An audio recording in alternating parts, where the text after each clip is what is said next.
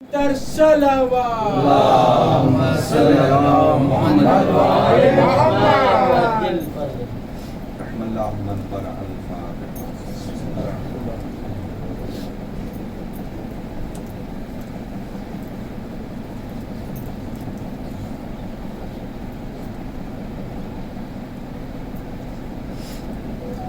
أعوذ بالله من الشيطان الرجيم. بسم الله الرحمن الرحيم. الحمد لأهله والصلاة على أهلها. أما بعد فقد قال الله الحكيم. بسم الله الرحمن الرحيم. واذكروني أذكركم واشكروا لي ولا تكفرون. اللهم صل على محمد وعلى محمد. معزز سامعین کرام، عزاداران سید الشہداء و ماتمداران غازی عباس، مسلسل کسی آیے کریمہ کے ذیل کچھ باتیں عرض کرنے کی کوشش کر رہا ہوں، اور آج کی مجلس میں بھی انشاءاللہ کچھ نکات آپ کے اذہان عالیہ تک پہنچا کے انشاءاللہ آپ کی ذہنوں کو تمام کروں گا. عزیزان محترم، اللہ اسی کا ذاکر بنتا ہے کہ جو اللہ کی بارگاہ میں خلوص سے عمل کرتا ہے. رسول اکرم جب نرغ عادہ میں گھر چکے، مکہ ان کے لیے جائے امن اب نہ رہا، تو اللہ نے وحی کو نازل فرمائی اور کہا یا رسول اللہ، مکے سے آپ ہجرت کر جائیے اور جاتے وقت اپنے نائب کو اپنی جگہ پر لٹا کر جائیے، اپنا جانشین بنا کر جائیے.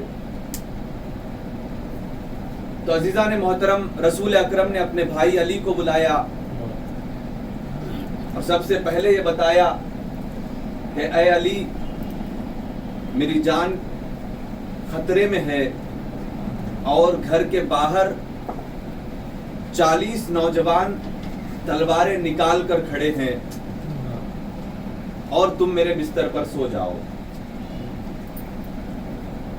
رسول نے کیا کہا؟ یا علی، میرے دروازے پر خطرہ ہے، تم آرام سے سو جاؤ.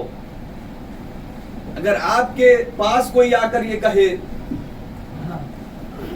کہ آپ کے گھر کے باہر پولیس کی ناکہ بندی ہے یا دہشت گردوں نے آپ کے گھر کو گھیر رکھا ہے اور آپ آرام سے سو جائیے، تو عزیزان محترم، اگر ایسا جملہ کوئی کہے گا، جو سو بھی رہا ہوگا وہ بھی اٹھ جائے گا. لیکن علی نے سونے سے پہلے ایک جملہ ضرور پوچھا، یا رسول اللہ، کیا میرے سونے سے آپ کی جان بچ جائے گی؟ قسم خدا کی عزیزان محترم، کتنا خلوص میں ڈوبا ہوا جملہ تھا. مولا کائنات ہر وقت جب بھی جنگ میں جاتے تھے تو سب سے پہلے اس لیے ہوتے تھے تاکہ میں شہید ہو جاؤں رسول کے اوپر.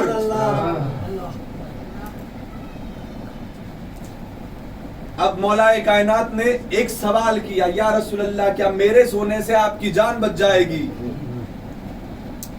تو رسول نے جواب دیا، یا علی، تمہارے سونے سے ہی میری جان بچے گی. اب علی نے اطمینان کی چادر اوڑھی، توکل کے تکیے پہ اتنے آرام سے سوئے کہ جب اٹھے تو کہنے لگے، میں ایسی نیند نہ اس سے پہلے کبھی سویا، نہ اس کے بعد کبھی سو پایا. عزیزان محترم، یہ عمل اتنا خالصانہ تھا، یہ عمل اتنا خالصانہ تھا کہ اللہ علی کا ذاکر بن گیا. اللہ علی کے فضائل پڑھنے لگا. جبریل اور میکائیل کو بلایا، میں نے تم دونوں کو بھائی بھائی بنا کے پیدا کیا، تم ایک دوسرے کے بھائی ہو اور تم میں سے ایک کی حیات کم ہے اور ایک کی زیادہ، بتاؤ کون ایک دوسرے پہ مرنا چاہے گا؟ تو جبریل نے کہا میں بڑا ہوں، میں نہیں مروں گا. اسرافیل نے کہا، میکائیل نے کہا میں چھوٹا ہوں، میں مر نہیں سکتا. تو عزیزان محترم اللہ ذکر علی اس طریقے سے کر رہا ہے, جاؤ ہمارے بندوں میں سے کچھ ایسے بھی بندے ہیں جو ایک بھائی پہ ایک بھائی مرنا چاہتا ہے, جو ایک بھائی پہ ایک بھائی جان دینا چاہتا ہے. کہا پروردگار وہ کون لوگ ہیں؟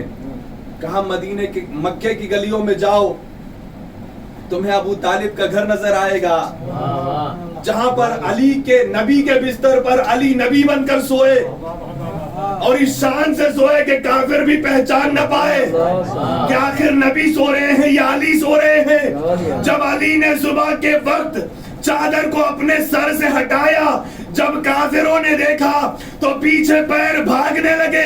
بھاگتے ہوئے لوگوں سے شیطان نے پوچھا, ارے علی کو دیکھ کر کیوں بھاگ رہے ہو؟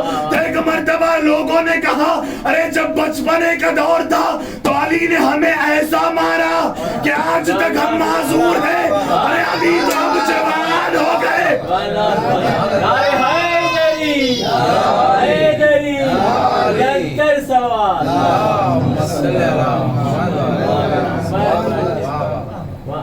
علی تو آج جوان ہو گئے. اللہ بھی علی کے قصیدے پڑھ رہا ہے. جاؤ علی کی حفاظت کے لیے. جبریل کو بھی بھیج دیا, میکائیل کو بھی بھیج دیا. جان خطرے میں تھی نبی کی, اور اللہ نے بھیجا حفاظت کے لیے علی کو. علی کی حفاظت کے لیے میکائیل کو بھی بھیجا, جبرائیل کو بھی بھیجا. پروردگار یہ کیا معاملہ ہے؟ نبی کی جان خطرے میں تھی, تو علی کی حفاظت کروانے کے لیے ارے فرشتوں کو کیوں بھیج رہا ہے؟ ارے نادان یہی تو بتلانا چاہتا ہوں. ارے میرے نبی نے کہا تھا میں شہر علم ہوں, علی اس کا دروازہ ہے. جب بھی سیکیورٹی کا انتظام ہوتا ہے وہ دروازے پر ہی تو ہوتا ہے.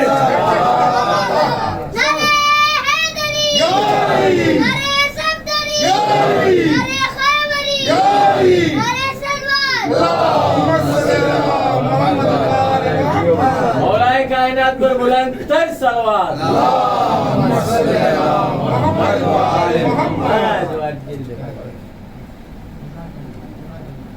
نبی کے بستر پر نبی بن کر سونا کوئی معمولی بات نہیں ہے,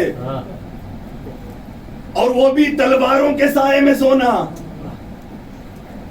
وہ بھی خطرے میں سونا, وہ بھی مشکل میں سونا. ارے مشکل میں وہی سو سکتا ہے جو مشکل کشا ہو. قسم خدا کی عزیزان محترم, ارے اب بھی کوئی دلیل مانگے تو یہی جواب دے دینا. رسول کے بستر پر جو رسول کی جان بچانے کے لیے جو رات میں سویا تھا, ارے وہی رسول کا جانشین بن کے رسول کے منبر پر بھی آ سکتا ہے. کوئی یہ پوچھے کہ رسول کا خلیفہ کون ہے, تو ان کو یہی بتا دینا کہ رسول کا خلیفہ وہی ہوگا جس نے رسول کی جان شب ہجرت بستر رسول پر سو کر بچائی تھی. اسی انسان کو حق ہے کہ وہ رسول کے منبر پہ آ کے بیٹھے. تو عزیزان محترم, علی نے سوال کر کے لوگوں کو جواب دے دیا. سوال تھا لیکن لوگوں کو جواب مل گیا. یا رسول اللہ کیا میرے سونے سے جان بچ جائے گی؟ کہا تمہارے سونے سے ہی جان بچے گی. تو ایک مرتبہ تاریخ لکھنے والوں کو مولا نے جواب دیا کہ نادانوں لکھ لو, قیامت تک کے لیے لوگوں کو بتا جاؤ کہ نبی کی جان میرے سونے کی وجہ سے بچی, غار میں کسی کے رونے کی وجہ سے نہیں بچی.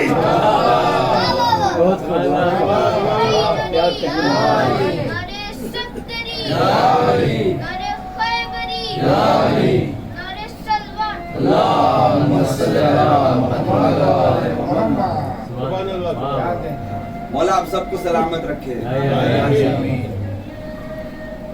علی کے سونے سے نبی کی جان بچی, اور جس نے نبی کی جان بچائی ہو اور اپنی جان کو داؤ پر لگا دی ہو, آج کا مسلمان یہی کہتا ہے کہ علی ولی اللہ کو اذان سے نکال دو, علی ولی اللہ کو نکال دیا جائے تو پوری شریعت ختم ہو جائے گی. علی کا نام مٹانے کا اتنا ہی شوق ہے تو شروع سے مٹاتے ہوئے آؤ. پہلے کعبہ مٹاؤ پھر مسجدیں مٹا دو, کیونکہ علی کی ولادت کعبے میں ہوئی اور علی کی شہادت مسجد میں ہوئی. ارے علی اس موحد کا نام ہے کہ جس نے آغاز میں بھی اللہ کے وحدانیت کو بچایا اور مرتے وقت بھی اللہ کی وحدانیت کو بچایا. تو اللہ کے اوپر بھی واجب ہو گیا تھا کہ اب جس نے میری وحدانیت کی لاج رکھی اب اس کے علی ولی اللہ کے کلمے کو پوری دنیا میں پھیلا دیا جائے. ایک نعرہ حیدری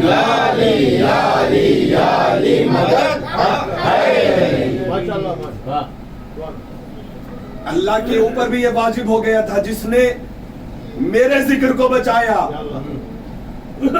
میں اس کے ذکر کو بچاؤں گا. اور عزیزان محترم, جب بستر رسول پر مولا کائنات سوئے تو سونے سے پہلے شکر کا سجدہ ادا کیا. پروردگار تیرا شکریہ کہ تو نے مجھے نبی کی جان بچانے کا بہترین موقع دیا, اور یہ کائنات کا سب سے پہلا شکر کا سجدہ تھا. اس سے پہلے کبھی کسی نے سجدہ نہیں کیا شکر کا. ارے عزیزان محترم, اسی شکر کے سجدے کو کربلا والوں نے بھی سیکھ لیا, علی کی اولاد نے بھی سیکھ لیا. علی کی اولاد کو بھی پتہ چل گئی کہ کس طریقے سے مصیبت پر شکر کا سجدہ کیا جائے,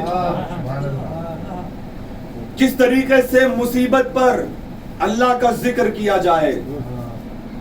قسم خدا کی عزیزان محترم, آج جس بی بی کا تذکرہ ہے یہ وہ بی بی ہے کہ جس سے بڑی کوئی شاکرہ نہیں دیکھی گئی. 4 سال کا سن تھا پھر بھی زبان پر شکر الہی.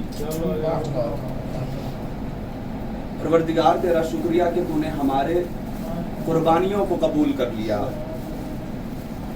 میرے بھائی کی قربانی, میرے چچا کی قربانی, میرے بابا کی قربانی, پروردگار تیرا شکریہ. بس ایک ہی تمنا تھی, سید سجاد سے ہمیشہ یہ بی بی پوچھا کرتی تھی بھیا یہ پرندے کہاں جا رہے ہیں؟ تو سید سجاد نے کہا بہن یہ پرندے اپنے گھر کو واپس جا رہے ہیں, اپنے وطن واپس جا رہے ہیں. تو بی بی شوق سے تمنا کر کے یہ کہتی تھی بھیا ہم کب جائیں گے؟ ہاں زادارو, میں نے فضائل اس لیے کم پڑھے تاکہ مصائب تھوڑے طولانی ہو سکے.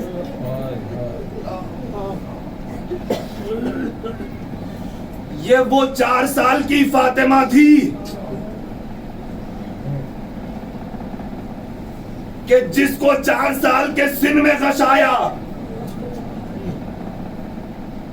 عزادارو, آپ کسی حکیم سے پوچھو کہ غش کیسے آتا ہے, بے ہوشی کیسے آتی ہے, تو حکیم یہی بتائے گا بے ہوش ہونے کے لیے کچھ وجوہات کا ہونا ضروری ہے.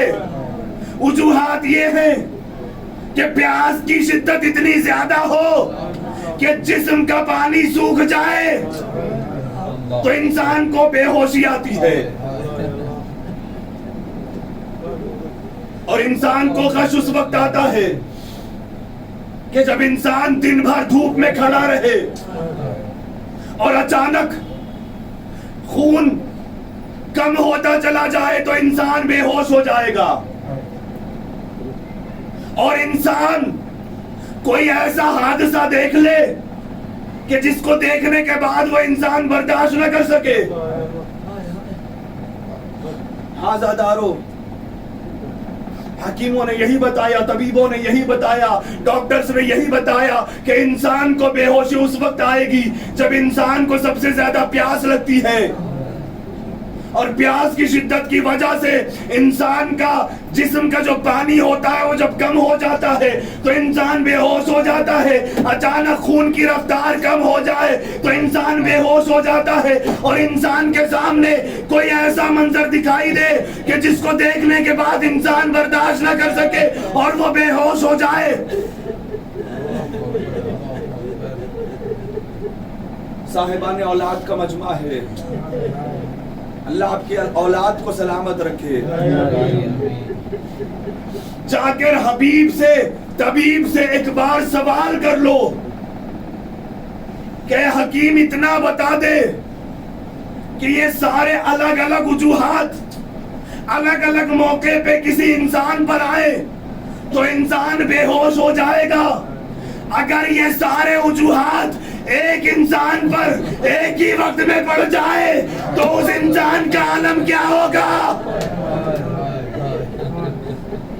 بہت روئیے گا آزادارو, دل کھول کر ماتم کیجئے, کیونکہ آج اس بچی کا پرسہ دینے کے لیے آئے کہ جس کو اپنے باپ کا پرسہ نہیں ملا. ہاں پرسہ ضرور ملا, لیکن ایسا پرسہ پھر زمانے میں کسی اور کو نہ مل سکا.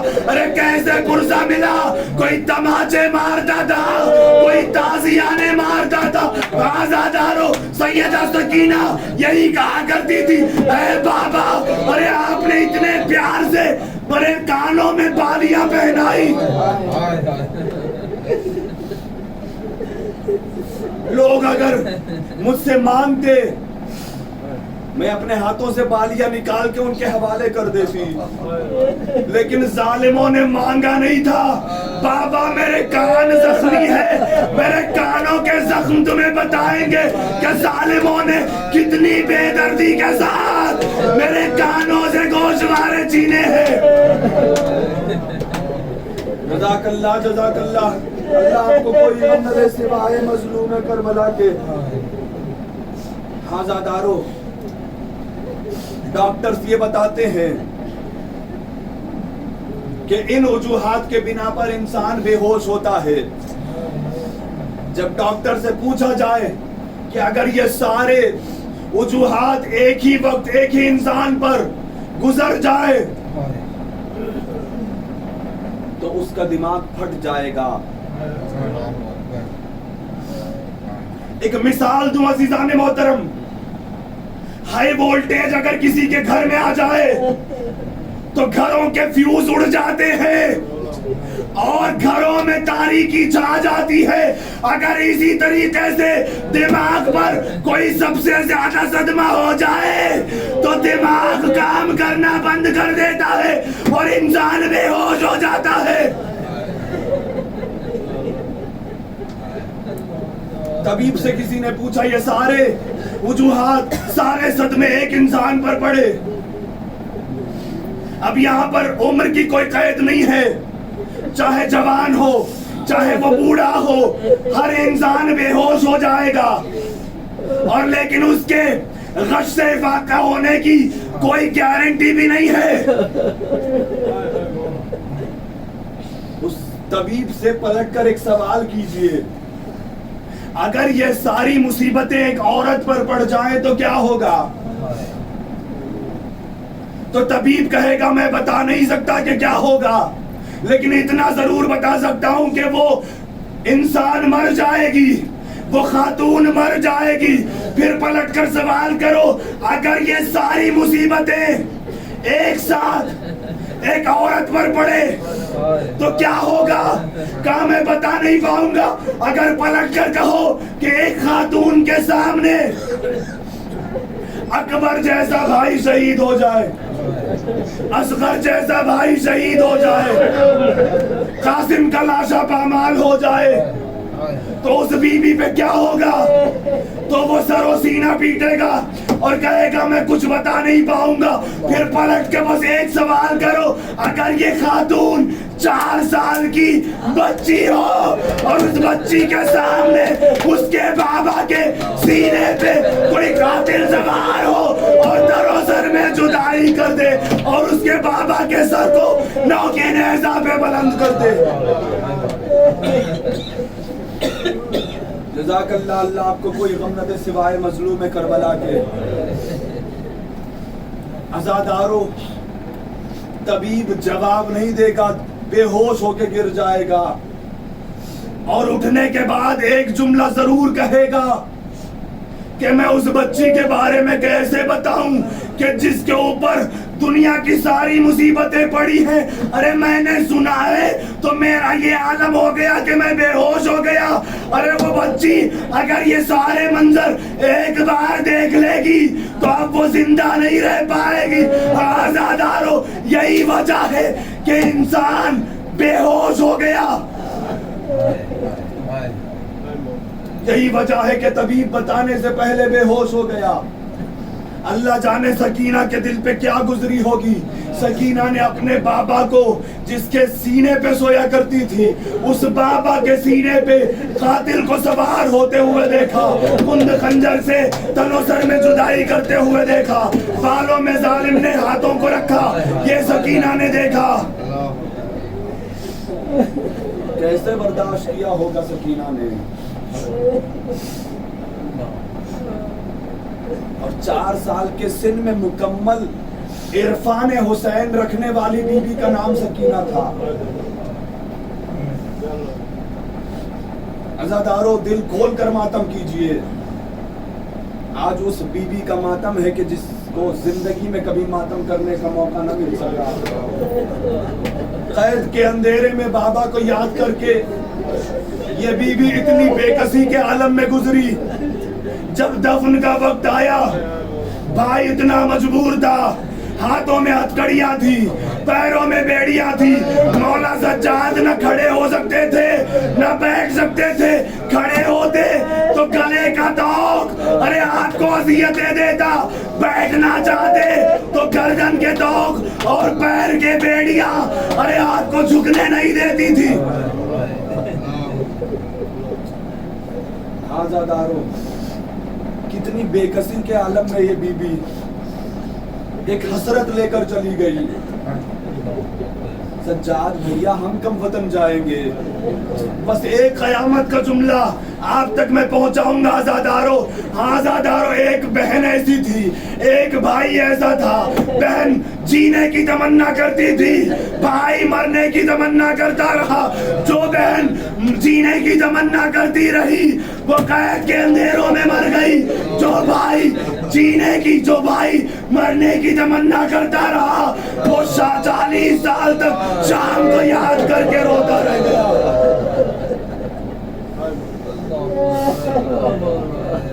اللہ اللہ، رباب نے اس بچے کے غم کو کیسے برداشت کیا ہوگا۔ اصغر کا غم اتنا بڑا تھا کہ رباب رات بھر سوتی نہیں تھی اصغر کی شہادت کے بعد، اور سکینہ کا غم اتنا بڑا تھا کہ رباب پھر کبھی بھی چھاؤں میں بیٹھنے نہ پائی۔ آزادارو،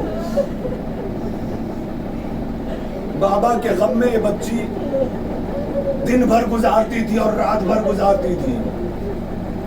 جب ایسا وقت آیا کہ بچی نے باپ کو خواب میں دیکھا، باپ نے بچی کے سر پہ ہاتھ پھیرا اور اس کے بعد کہا، سکینہ تمہاری مصیبتیں ختم ہو جائیں گی، اب بہت جلدی تم میرے پاس آ جاؤ گی۔ تو سکینہ ایک مرتبہ خواب سے اٹھتی ہے، کبھی اس کونے میں جاتی ہے، کبھی اس کونے میں جاتی ہے، کبھی اس طرف جاتی ہے، کبھی اس طرف جاتی ہے، اور کہتی جاتی ہے، اے میری مادر گرامی، بتائیے ابھی میرے بابا آئے تھے، بابا کہاں چلے گئے؟ ساری بیویاں سمجھ گئی کہ اب سکینہ اب زیادہ دیر ہمارے ساتھ نہیں رہے گی۔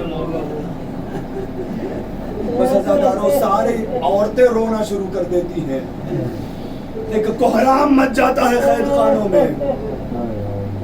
یزید نے آواز کو سنا، پوچھا کیا ہو رہا ہے قید خانے میں؟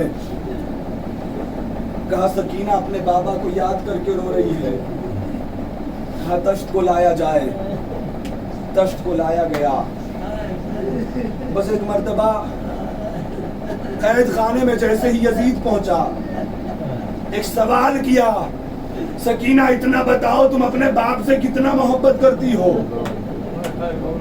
کہا میں اپنی جان سے زیادہ محبت کرتی ہوں۔ کہا تم باپ کو دیکھے گی تو کیا پہچان لے گی؟ کہا میں کیوں نہیں پہچانوں گی، میں سینے پہ سو سو کے تو بڑی ہوئی ہوں۔ ارے ایک مرتبہ وہ منظر بچی نے دیکھا جو منظر اللہ کسی بچی کو نہ دکھلائے۔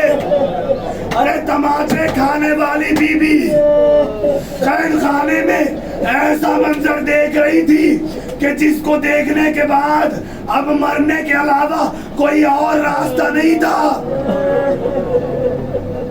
بس ایک جملہ اس کے بعد زحمت تمام، بس حوصلے کے ساتھ سن لیجئے گا۔ یزید نے ایک مرتبہ تشت سے ایک کپڑا ہٹایا، قید میں اتنی تاریکی تھی کہ کچھ نظر نہیں آ رہا تھا، بس تشت کو سکینہ کے قریب لایا گیا، سکینہ کو کچھ نظر نہیں آ رہا تھا، تشت بالکل نزدیک آ گیا تھا۔ ایک مرتبہ چراغ جلایا، ارے 4 سال کی بچی ارے کٹے ہوئے سر کو جب دیکھی ہوگی بے ہوش ہو کے زمین پر گر گئی۔ اور ایک مرتبہ جب ہوش آیا تو بچی نے باپ کے سر کو اپنے آغوش میں لیا اور کہا اے بابا اب تک تمہارے آغوش میں میں سویا کرتی تھی، اب میرے آغوش میں تم سو جاؤ۔ اے بابا تمہارے بعد مجھے اتنی مصیبتیں پڑی، ارے دن بھر دھوپ میں رہتی ہوں، رات بھر اوس میں رہتی ہوں۔ اے بابا میرے باپ کے بعد میرے گالوں پہ تماچوں کے نشان، میرے گوشت بارے چھین لیے گئے۔ اے بابا آپ کے بعد مجھے اتنے بار غشایا کہ تاریخ لکھنے والوں نے یہ نہیں پہچان پایا، ارے مجھے زندگی بھر کتنے غشائے ہوں گے۔ اور بابا مجھے جب بھی غشاتا تھا تو شمر تازیانے لہرا دیتا تھا۔ اے بابا جب بھی دنیا میں کوئی بے ہوش ہوتا ہے تو اسے پانی چھڑک کے غش سے واقع کیا جاتا ہے، لیکن آپ کی بیٹی اتنی غریب تھی، میں جب بھی بے ہوش ہوتی تو شمر کے تازیانے میں بلک کر اٹھ جاتی، میں تڑپ کر اٹھ جاتی اور فریاد کرتی اے چچا تم کہاں ہو، اے بابا تم کہاں ہو، تمہاری لاڈلی سکینہ شمر کے تازیانے کھا رہی ہے۔ انا للہ و انا الیہ راجعون۔ رضا بقضائہ و تسلیما لامرہ، ربنا تقبل منا انک انت السمیع العلیم، بحق محمد وآلہ الطیبین الطاہرین۔ پروردگار اس ذکر کو ذاکرین سے اور سامعین کرام سے قبول فرما۔ پروردگار بیمار کربلا کے صدقے میں جتنے بھی علیل ہیں، کرونا وائرس کے شکار ہیں، اور بالخصوص جناب طاہر حسین صاحب اور ان کی اہلیہ، اور جناب داد بوڑھے صاحب اور ان کی اہلیہ، اور جتنے بھی شیعان حیدر کرار علیل ہیں ان سب کو شفائے کاملہ اور عاجلہ عنایت فرما۔ پروردگار بانیان مجلس کے دلی مقاصد کو پورا فرما، ان کے نیک حاجات کو پورا فرما۔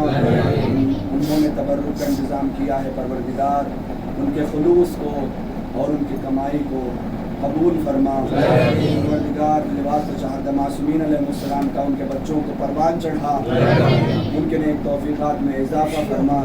پروردگار جتنے بھی اس فرش عزا پر دور دراز سے تشریف رکھتے ہیں، مومنین اور مومنات میں سے ان کی جان مال عزت و آبرو کی حفاظت فرما، ان کے گودیوں کو آباد فرما، ہمارے بچوں کو اور جوانوں کو صدا قائم فرما۔ پروردگار ہمارے بزرگوں کا سایہ ہمارے سروں پر دادیر باقی فرما۔ پروردگار ہمارے ماں باپ کا سایہ ہمارے سروں پر باقی فرما۔ جن کے گھروں میں ماں باپ نہیں ہے پروردگار ان کے درجات کو بلند فرما۔ ہمارے مرحومین اور مرحومات کی مغفرت فرما۔ پروردگار عزاداری اور عزاداروں کی حفاظت فرما۔ جس نے فرش عزا کا اہتمام کیا ہے پروردگار ان کے روز رزق میں اضافہ فرما، مقامات مقدسہ کی حفاظت فرما، جنت البقیع کو آباد فرما، متقن فی خون حسین امام زمانہ علیہ السلام کی ظہور میں تعجیل فرما، ہم سب کو ان کے ناصرین میں شمار فرما۔ ماتم حسین۔